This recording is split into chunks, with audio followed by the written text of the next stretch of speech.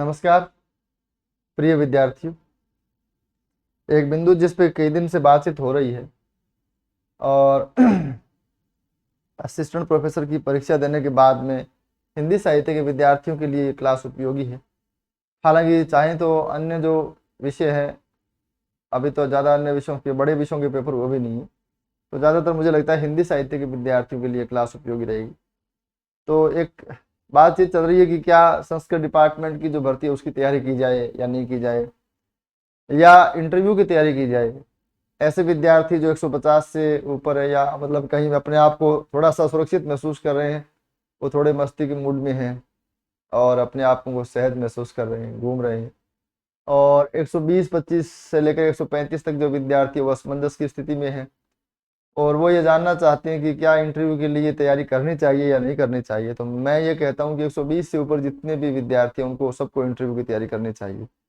Interview जब आपको देना है तो ठीक से इंटरव्यू देना चाहिए।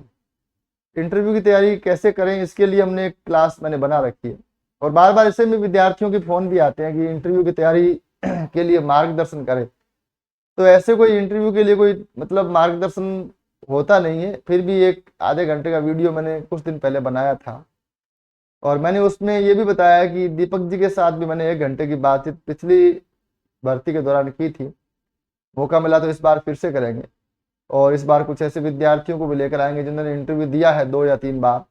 तो कोशिश करेंगे कि उससे भी हो सकता है आपको फ़ायदा मिले। कोई ज़रूरी नहीं है, क्योंकि मैंने इंटरव्यू एक बार दिया है और एक बार दिया था 2010 में, तो वो मेरा कोई खास इंटरव्यू नहीं था, स्कूल लेक्चर का दिया था।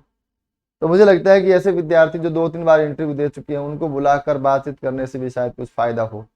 खैर, हमारा आज का जो विषय है कि क्या संस्कृत विभाग और साक्षात्कार दोनों की तैयारी साथ साथ हो सकती है, तो इसका जवाब हाँ है और आराम से आप कर सकते हैं और बहुत आसानी से और उसी पाठ्य सामग्री के भीतर से तैयारी हो सकती है।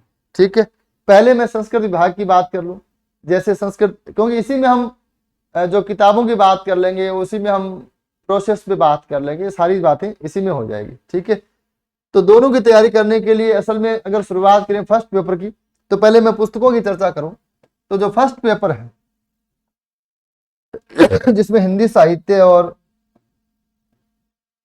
हिंदी भाषा और काव्य शास्त्र वगैरह ये सब चलते हैं, तो जो पहला पेपर है उसमें भाषा को लेकर जो हमारी एक यूनिट है, उसमें मैं हमेशा से किताब का नाम बताता रहता हूँ। हरदेव बाहरी की एक पुस्तक आती है हिंदी भाषा करके। ठीक है, और इसके अलावा हेतु भारद्वाज की एक पुस्तक है जिन्होंने उसको कई किताबों से इन्होंने संकलन करके बनाया है, हिंदी भाषा उद्भव और विकास करके एक पुस्तक है। तो आप 2 पुस्तक ले सकते हैं, मुझे लगता है ये काफी है।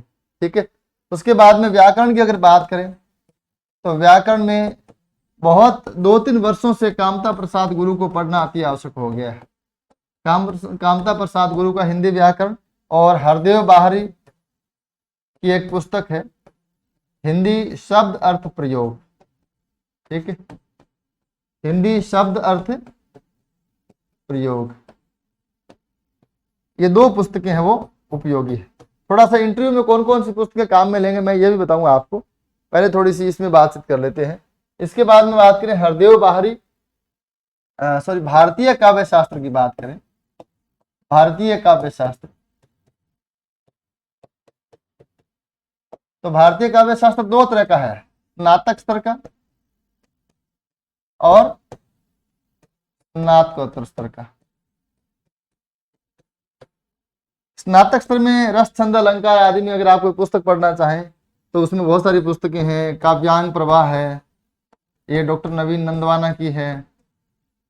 ठीक है, हेतु भारद्वाज की एक किताब है, बहुत सारी मार्केट में जितनी मिल सकती है उतनी खरीद सकती हैं आप।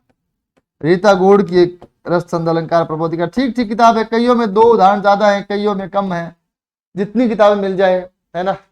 गाइड भी ठीक रहती है, इसमें गाइड भी ज्यादा नुकसानदायक होती नहीं। ठीक है, क्योंकि हमें ज्यादा से ज्यादा उदाहरण चाहिए, ऐसी पुस्तक चाहिए। स्नातकोत्तर जो है जिसमें रस संप्रदाय, अलंकार संप्रदाय, वक्रोक्ति संप्रदाय, ध्वनि संप्रदाय, ये जो 4 संप्रदाय पाठ्यक्रम में दिए हुए हैं, उसके लिए भगीरथ मिश्र को तो पढ़े ही पढ़े, भारतीय काव्य शास्त्र। नगेंद्र को मैं हमेशा कहता हूं, एक पुस्तक है रीति काव्य की भूमिका। अब इस बार तो इस किताब से और भी प्रश्न आए। देखो, रीति काव्य की भूमिका मैं बताता रहता हूं बहुत बार, लेकिन मैंने इसको पढ़ा नहीं। रीति काव्य की भूमिका में एक पाठ है, रीति काव्य के शास्त्रीय आधार, जिसमें अलंकार संप्रदाय, रस संप्रदाय, ध्वनि संप्रदाय आदि का पूरा विवेचन है। और मेरे लिए वो किताब एक प्रकार से बेसिक है, आधार है। मैं वहां से उस किताब को बहुत पढ़ता हूँ। उस पाठ के पीछे एक पाठ और है, रीति काव्य का परिचय या प्रवृत्ति, ऐसे करके एक पाठ और है। अब इस बार वहां से 5-6 प्रश्न आए उस पाठ से। तो रीति काव्य की भूमिका पहले से बहुत चर्चित किताब रही है। और जब मैं स्कूल लेक्चर का एग्जाम दे रहा था 2010 में, या मैंने कॉलेज का एग्जाम दिया था, उस समय मुझे किसी ने बताया था कि कॉलेज के जो जितने एग्जाम होते हैं, या मतलब स्कूल लेक्चरर के या सेकंड ग्रेड के एग्जाम होते हैं, वहां ये पुस्तक काफी मायने रखती है। इसके अलावा आप चाहें तो रामचंद्र तिवारी की एक छोटी सी पुस्तक आती है, और भारतीय काव्य शास्त्र में इतना काफी है ना, ज्यादा कोई गहराई से सवाल पूछे नहीं जाते। इसके अलावा इस बिंदु में, इस पेपर में पाश्चात्य काव्य शास्त्र भी एक महत्वपूर्ण कड़ी है। इस बार हालांकि ज्यादा सवाल आए पाश्चात्य काव्य शास्त्र से, तो ये तो एक संयोग है, कभी कोई चीज घटित होती है, कभी कोई चीज घटित होती है।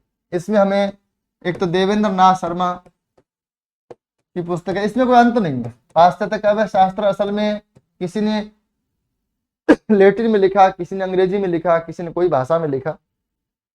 हमारे सामने जो आता है वो अनुवाद होके आता है, और अनुवाद करने वाले लोग अलग अलग।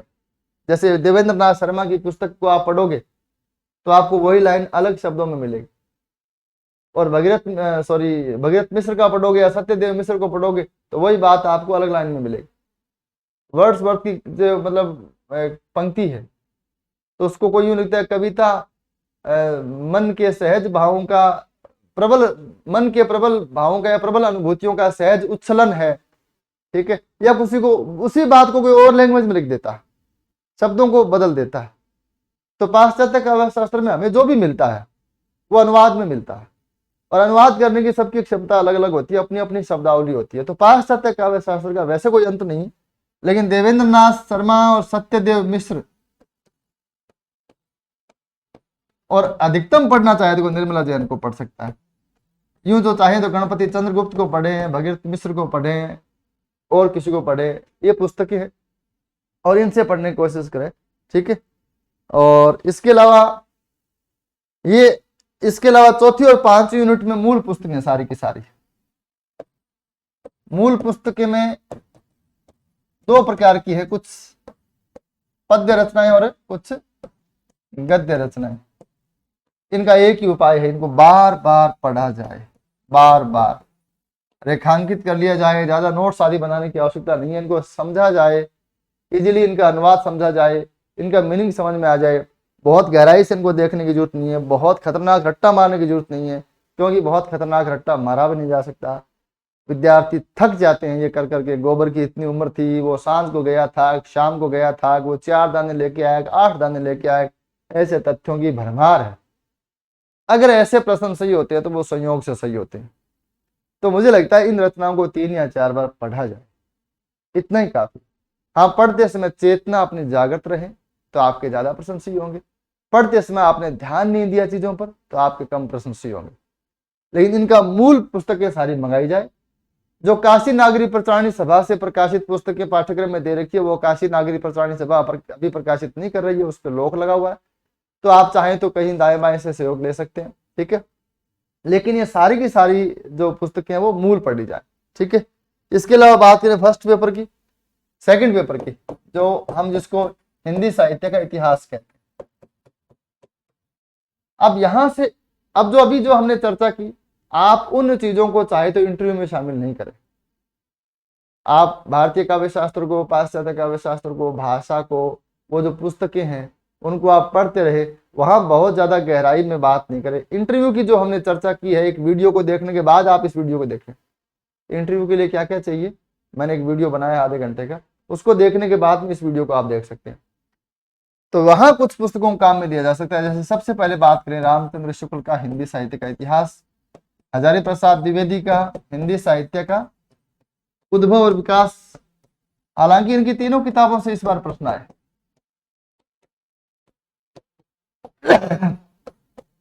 एक प्रश्न है या दो प्रश्न भूमिका से आए।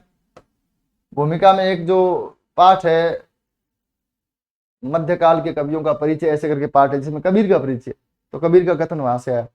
हजारी प्रसाद द्विवेदी के एक दो प्रश्न हिंदी साहित्य उद्भव विकास से आए, एक दो प्रश्न भूमिका से आए, एक प्रश्न आदिकाल नाम की पुस्तक से भी आया। ठीक है, प्रश्न आने को हिंदी काव्य धारा से भी आए, हमेशा आते रहते। राहुल संकरतैन ने जो लिखी, लेकिन हिंदी काव्य धारा पढ़ना मुश्किल, बहुत असंभव काम लगता है। मुझे लगता है कि अगर इतना ही पढ़ ले तो भी बहुत है। मुझे इसमें भी गालियां देंगे लोग, अरे इतनी किताबें बता दी, पढ़ी जाती है क्या? ऐसे किसी विद्यार्थी ने लिखा था, इतनी किताबें बता दी तो पढ़ी जाती है, तो पोस्ट भी तो इतनी ऊंची है ना। कॉलेज लेक्चरर या असिस्टेंट प्रोफेसर की जो पोस्ट है, मुझे लगता है कि इससे बेहतर कोई जॉब शिक्षा विभाग में तो क्या होगी। बहुत अच्छा वेतन है, अगर अच्छा स्टेब्लिश कॉलेज मिल जाए तो बहुत बढ़िया काम रहता है ना। आप बूढ़े नहीं होते, जवान रह सकते हैं, बहुत सारे फायदे इसके अलग अलग। और कोई रोने वाला तो रोता ही रहता है, चाहे वो कहीं जन्नत में चला जाए। लेकिन मैं ये कह रहा हूं कि इतनी सारी पुस्तकें बताने के पीछे एक कारण यह कि आप जब इंटरव्यू देंगे तो आपको जोर नहीं आएगा। ठीक है, तो ये दूसरी पुस्तक मैं कहूंगा, हिंदी साहित्य उद्भव विकास, आवश्यक पुस्तक है ये। तीसरी, बच्चन सिंह का हिंदी साहित्य का दूसरा इतिहास। इस बार इस किताब से प्रश्न नहीं आए, लेकिन कभी भी आ सकते हैं। हिंदी साहित्य का दूसरा इतिहास और डॉक्टर नगेंद्र और हरदयाल द्वारा जो संपादित है, उसमें कम से कम आधुनिक काल अवश्य पढ़ा जाए। ठीक है, ये तो लगभग पाठ्य सामग्री है। अब इनकी इंटरव्यू के साथ साथ कैसे पढ़ा जाए, तो जैसे मान लीजिए आपके पास पहले से नोट्स हैं, क्योंकि आपने अभी अभी सामान्य शिक्षा विभाग में असिस्टेंट प्रोफेसर का एग्जाम दिया, तो आपके पास स्वाभाविक सी बात है नोट्स होंगे, नहीं है तो थोड़ा सा मुश्किल काम है। ठीक है, अगर आपके पास नोट्स हैं तो आपने कोई भी पुस्तक उठाई, जैसे आपने शुक्ल की पुस्तक उठाई है ना, और आपने हजारी प्रसाद द्विवेदी और बच्चन सिंह, ये तीन पुस्तकें उठाई, और आपके पास नोट्स हैं आदिकाल के। ठीक है, और आप इन तीनों पुस्तकों में एक साथ आदिकाल पढ़िए। पहले इसमें से पढ़ना है, 2 नंबर पर ये पढ़ना है और 3 नंबर पर ये पढ़ना। ठीक है, आप आदिकाल के पहले नोट्स बांधिए, वाचन करना है इसका केवल। आप पहले आदिकाल के नोट्स बांध लो, याद नहीं करना, ये देख लेना है कि अच्छा इसमें ये चीजें हैं। फिर आप शुक्ल, हजारी प्रसाद द्विवेदी और बच्चन सिंह को एक साथ पढ़िए। और पढ़ते हुए क्या करना है आपको, पहला काम तो आपको यह करना है कि आपको एक समझ विकसित करनी है। दूसरा काम यह करना है कि नए तथ्यों की तलाश करनी है। कोई भी नया तथ्य इसमें आता है, कोई भी नया तथ्य आता है तो नए तथ्यों की तलाश करनी है और उन नए तथ्यों को इस नोट्स के अंदर ऐड करते रहना। तीसरी बात, प्रश्नों का निर्माण करना है। यह सबसे महत्वपूर्ण काम होगा। प्रश्नों का निर्माण का मतलब है कि ऐसे प्रश्नों का निर्माण जिसके उत्तर लिखित में दिए जा सके। प्रश्नों का निर्माण, जैसे आप शुक्ल से, हजारी प्रसाद द्विवेदी से, बच्चन सिंह से आदिकाल पढ़ोगे तो आपके दिमाग में प्रश्न उठेंगे, और नहीं उठे तो आप लिखिए सीधे प्रश्न, एक अलग रजिस्टर लगाइए जिसके एक पेज पर 10 या 15 प्रश्न लिखे जा सकते। जैसे आपने प्रश्न लिखा कि हिंदी साहित्य का प्रारंभ कब हुआ, प्रश्न लिखना है, उत्तर नहीं लिखना है। हिंदी साहित्य के प्रारंभ में क्या कोई विवाद है, और है तो उसमें कौन कौन से मत हैं। हिंदी साहित्य में आदिकाल को लेकर क्या कोई विवाद है, या नामकरण को लेकर कोई विवाद है, या अगर है तो उसमें कौन कौन से मत हैं। रासो साहित्य क्या है, रासो साहित्य के मुख्य विवाद क्या है, रासो साहित्य की मुख्य विशेषताएं क्या है, रासो साहित्य की मुख्य कमियां क्या है, रासो साहित्य के बारे में लोगों की चर्चाएं क्या है। आप सीधे सवाल, जो भी उलूल जुलूल जो भी आपके दिमाग में है, प्रश्न लिखते रहिए। अब जब आपने ये काम कर लिया, पहले आपने आदिकाल के नोट्स का वाचन किया, नंबर 1, फिर आपने शुक्ल जी से पढ़ा, नंबर 2, शुक्ल जी से पढ़ते समय समझ विकसित करनी है, नए तथ्यों की तलाश करनी है, प्रश्नों का निर्माण करना है, ठीक है। और नए तथ्यों का जो मिले आपको वो आदिकाल के नोट्स में धरते जाना है। फिर आपने हजारी प्रसाद द्विवेदी को पढ़ा, हजारी प्रसाद द्विवेदी को पढ़ते समय फिर आपको एक समझ कायम करनी है, नए तथ्यों की तलाश करनी है और प्रश्नों का निर्माण करना है, ठीक है। फिर आप बच्चन सिंह में भी यही चीज दोहराइए। अब आपके पास एक नोट्स है जो आदिकाल में समृद्ध नोट्स है, उसको रटना है। अब आपके पास एक रजिस्टर है जिसमें आदिकाल से संबंधित मान लीजिए 100 प्रश्न लिखे हुए, चाहे 20 लिखे हुए, कोई फर्क नहीं पड़ता इससे। अब आपको इसको रटना है और ये जो आपने प्रश्नों के निर्माण किए हैं उन प्रश्न को मन ही मन में बोलना है और मन में बोलने के बाद में उसका सस्वर वाचन में उत्तर देना है। ये रजिस्टर लेके सामने बैठिए और पहला प्रश्न मन ही मन में बोलिए, सिद्ध कौन थे, ऐसे मन में बोलिए, ठीक है, सिद्ध कौन थे। और फिर बताना शुरू कीजिए कि देखिए सर, हमारे यहाँ जो बौद्ध धर्म का विघटन हुआ या बौद्ध धर्म में जो शाखाएं फैली उसमें 2 शाखाएं थी, महायान और हीनयान। उसमें से बाद में वज्रयान का विकास हुआ और ये वज्रयानी बौद्ध वो यहाँ रहते थे, वहां रहते थे, ऐसा करते हुए अपना जो ज्ञान आपने अभी जो प्राप्त किया उसको बताते जाइए। अच्छा, इसके बाद में आप क्या करेंगे, उसके लिए फिर वो क्लास देखें आधे घंटे की। मैं रिपीट इसलिए मैं नहीं कर रहा हूँ क्योंकि यहाँ पर रिपीट नहीं करूंगा, ठीक है। मेरे भले देखो और मत देखो, लेकिन मैं वो सारी प्रोसेस इंटरव्यू में कैसे करनी है तैयारी उसकी मैं नहीं कर रहा, लेकिन मैं ये कह रहा हूं आप साथ साथ तैयारी कर सकते हैं।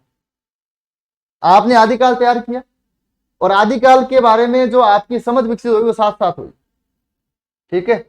अभी हालांकि मैं ये कह रहा हूं कि जैसे आप जो फर्स्ट पेपर उसमें ये करिए, लेकिन यहां आप ये दोहराने की आवश्यकता नहीं है। यहां आप खाली इतना करिए, जैसे आपने कफन कहानी पढ़ी, आपने पुरस्कार कहानी पढ़ी, उसका आप सार लिख लो 5-10 लाइन में।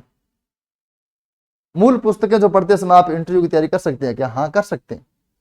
जैसे आप पद्मावती समय पढ़ोगे तो वहां तो क्या इंटरव्यू की तैयारी करोगे। जैसे आप कफन कहानी पढ़ते हो, कोई उपन्यास पढ़ा आपने, तो उसका आप 1-2 पेज में सार लिख लीजिए, आधे पेज में सार लिख लीजिए, लिख के छोड़ दीजिए, आपकी हो गई वहां पे इंटरव्यू की तैयारी। अब देखा जो होगा वो सिर्फ देखा जाएगा वहीं पे इंटरव्यू में, ठीक है। कोई उसमें बार बार दोहराने की जरूरत नहीं है, नोट्स बनाने की जरूरत नहीं है। आप कोई कहानी पढ़ो, कविता पढ़ो, नाटक पढ़ो, कुछ भी पढ़ो, उसका सार लिखो जो आपकी समझ में आता है। मूल संवेदना लिखो, सार का मतलब मूल संवेदना, घटनाक्रम मत लिखो। उस नाटक को लेकर आप क्या सोचते हैं अब वो लिखो। अगर कुछ नहीं सोचते हैं तो थोड़ी सी दिक्कत है, क्योंकि कुछ नहीं सोचते हैं तो फिर इसका मतलब आप सोचने में थोड़े से कमजोर हो सकते हैं। तो इसके लिए समीक्षा पढ़िए, गूगल पे जाइए, लिखिए आधे अधूरे नाटक की समीक्षा, वहां कुछ लेख आएंगे, उनको लेख को पढ़िए तो आपकी समझ विकसित करेंगे, ठीक है। क्या यहां भी करें? मुझे लगता है कि पाश्चात्य और भारतीय काव्य शास्त्र में इंटरव्यू की तैयारी करने की आवश्यकता नहीं होती, क्योंकि वहां पर इंटरव्यू में इसमें सवाल थोड़े कम पूछे जाते हैं, और पूछे जाए तो मना भी किया जा सकता है कि साहब मैंने वो पढ़ा नहीं, ठीक है। जरूरी नहीं है हर समय इंटरव्यू की पूरी जो तैयारी है उसमें आपको मतलब हर सवाल का जवाब वहां दिया जाए, ऐसा आवश्यक नहीं है, ठीक है। तो मैं ये कह रहा हूं कि हिंदी साहित्य के इतिहास को आप समय दे सकते हो, ठीक है, ऐसे कर सकते हो। इसके साथ साथ जैसे मान लीजिए आप 12 घंटे पढ़ रहे हैं या 14 घंटे पढ़ रहे हैं, उसमें लगभग 1 या 2 घंटे विशेष रूप से साक्षात्कार को समय दें। 10 घंटे तो आप साथ में डेटा पढ़ रहे हैं, इतिहास पढ़ रहे हैं, संस्कृत डिपार्टमेंट की तैयारी हो रही है, इंटरव्यू की तैयारी हो रही है, साथ ही चल रही है। लेकिन आपके अच्छा स्कोर है, आपको लगता है कि मुझे इंटरव्यू की तैयारी भी करनी है, तो आप कम से कम ज्यादा नहीं 1 या 2 घंटे, इस 1 या 2 घंटे में आप कोई विशेष रचना पढ़ सकते हैं, कोई नाटक, कोई कहानी, कोई उपन्यास, कोई आर्टिकल पढ़ लिया, कोई पत्रिका पढ़ ली, कोई मैगजीन पढ़ ली, कोई यूट्यूब पे अच्छा इंटरव्यू देख लिया, है ना। ये सब चीजें हो सकती है। अपना जो टीचिंग अभ्यास है, शिक्षण अभ्यास, मुझे लगता है एक क्लास इसी की भी मैं बना दूंगा, क्योंकि इसको लेकर भी कई बार फोन आते हैं कि टीचिंग में क्या टॉपिक लिया जाए, क्या नहीं लिया। अगर आप जरूरत है, मैं ये भी कहूंगा कि अगर आप टीचिंग को लेकर कुछ भी, अगर आपको ऐसे कोई सवाल हो तो आप कमेंट में लिख सकते हैं, इसी वीडियो के आप नीचे लिख देना। अगर कोई टीचिंग, जैसे आप आरपीएससी में जाएंगे इंटरव्यू देने तो आप पढ़ाएंगे कैसे, उसको लेकर कोई सवाल अगर आपके दिमाग में हो तो आप इसके नीचे लिखना, ताकि मैं वीडियो तो बना दूंगा लेकिन आपके सवाल के हिसाब से वीडियो बनाऊंगा तो ज्यादा प्रमाणिक होगा। नहीं तो मैं अपने मन से जो भी मन में आए वो बोल देता हूँ, मुझे ये समस्या रहती है कि मैं लाइव नहीं आता हूँ, मुझे पता नहीं है विद्यार्थी क्या सोच रहे होते हैं। ठीक है, रिकॉर्डेड में ये दिक्कत है। तो आपकी दिक्कत क्या है, आपकी परेशानी क्या है, वो ज़्यादा ठीक रहेगी अगर आप बता दोगे तो फिर मैं उसके हिसाब से इसका भी वीडियो बना दूंगा। तो आप 1-2 घंटे में कोई रचना पढ़ सकते हो, शिक्षण अभ्यास कर सकते हो। ठीक है, अपने आसपास अपना जो परिवेश है उसके बारे में जानकारी इकट्ठी कर सकते हो। ये चीजें आपको कॉमन अलग तरीके से काम आई। आपकी पीएचडी है तो पीएचडी पे थोड़ा सा काम कर सकते हो, क्योंकि ये भी इंटरव्यू का हिस्सा है। ठीक है, तो कुल मिला के अभी जो हमने एक आदिकाल के उदाहरण से हमने समझा कि किस प्रकार हम एक साथ संस्कृत विभाग की जो परीक्षा उसकी तैयारी कर सकते हैं और इंटरव्यू की तैयारी भी कर सकते हैं। ये क्रम आप लगभग 2 महीने तक चलाइए। जैसे अभी 15 अप्रैल आज का दिन है, तो 15 अप्रैल से 15 मई, 15 जून या 30 जून तक आपने ये क्रम चलाया। 30 जून के बाद में आपको निश्चित हो जाए कि ज्यादा निकट कौन है, इंटरव्यू पहले है या परीक्षा पहले। तो जो निकट हो उसके लिए समय बढ़ाइए और परीक्षा के लिए फिर समय घटा दीजिए। अगर परीक्षा निकट होने की संभावना, इंटरव्यू की अभी संभावना नहीं है, तो फिर परीक्षा के लिए टाइम बढ़ाइए, इंटरव्यू के लिए घटाइए। कम से कम 2-2.5 महीने आप इस शेड्यूल को लेकर चलिए और 2-2.5 महीने बाद में आप अपने शेड्यूल को चेंज कर सकते हैं अगली मतलब आने वाली परिस्थितियों के हिसाब से। फिर विद्यार्थी फोन करते हैं आप क्या करना चाहिए, तो ये हम पहले ही बता रहे हैं कि आप अपने समय के हिसाब से चीजों को बदलाव कर सकते हैं। मुझे लगता है जितनी बातें मुझे बतानी चाहिए या मुझे जितनी समझ में आई मैंने बताई। आज के लिए इतना ही, धन्यवाद।